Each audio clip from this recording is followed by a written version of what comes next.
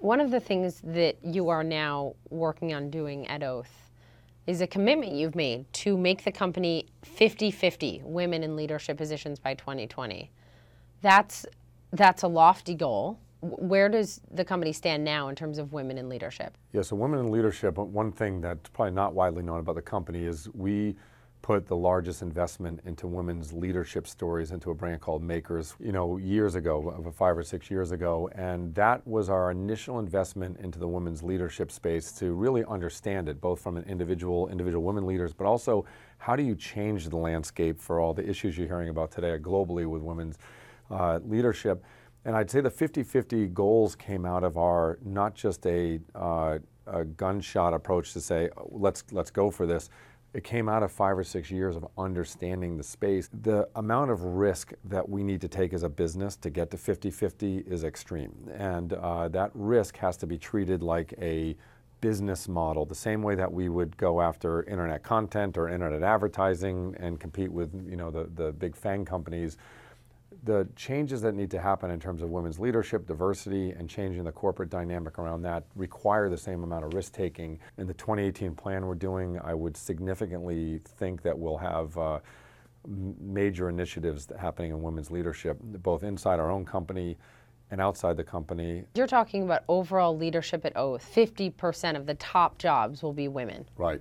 So what is it now? What would you say? 20, 25? You're roughly in the 30% range right now. And I think to get there, it requires us to promote from internally, hire from the outside, obviously, and then in some cases for us to create new positions in areas where we're going to, into the new businesses we're going into, we're going to have new areas that women can lead. But what sparked this for you, Tim? I had one conversation with Marlo Thomas and Gloria Steinem.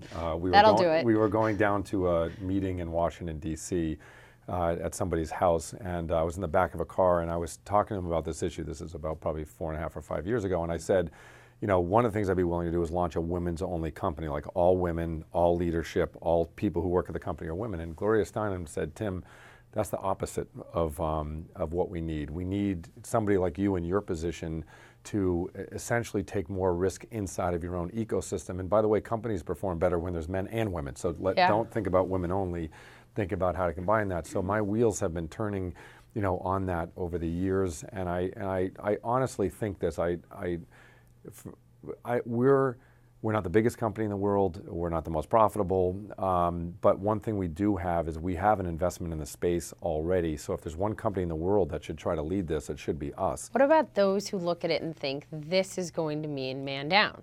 This is going to mean that men aren't going to get roles that they should get, et cetera. What do you say to those skeptics? I mean, I think it's really the opposite way to look at it, which is the enhancement that's possible by having more women leaders is actually an enhancement for the entire corporation. And I would say for me personally, I worked for a woman leader right when I got out of college.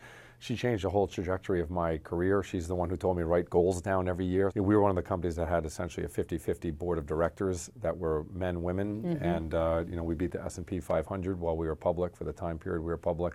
So I'm not only believe in it, but I've seen it. And I don't think people should be as concerned about a man down situation than a company up situation overall. You're the father of 2 daughters. Was there anything personal for you about this decision when it comes to women's leadership? Yeah, well, one thing happened. We happened to be on a family trip, and we ran into Ursula Burns, and former Xerox CEO. Yes, and she signed an autograph for my middle daughter, and I noticed like a week later, my middle daughter had put it over her desk in her room. And I happened to walk down to my son's room to help him get ready for bed, and I came back in, and my 2 daughters were brushing their teeth in the bathroom, and I walked by the Ursula Burns signature and then went to the bathroom, and it struck me that I had just walked 10 steps down the hall, but my son, who I love, may actually end up earning more and having a better opportunity only because he was male, and my 2 daughters 10 feet down the hall may not have the same opportunity. And I was looking at the Ursula Burns signature thinking, why on earth would we wake up on planet Earth every day where you have men and women, they're both the same, from the same source? Why would you treat those 2 people differently? And it was just struck me as kind of like a human rights issue. I guess it sounds deep, but it literally was that moment where I was like, wow, my kids, they were treating them all the same. They all go to great schools, but there could be a different outcome just because of how they were born. When you read that now famous Google engineer memo about biological differences between men and women and tech ability, what did you think? You know, the Abraham Lincoln principle of everybody in life is worth meeting if you take the time to get to know them.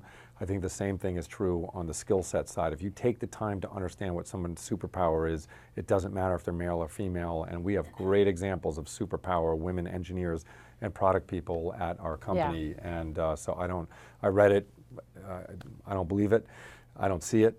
I feel strongly that as long as you have a superpower and you're in the right position, you're probably going to be successful.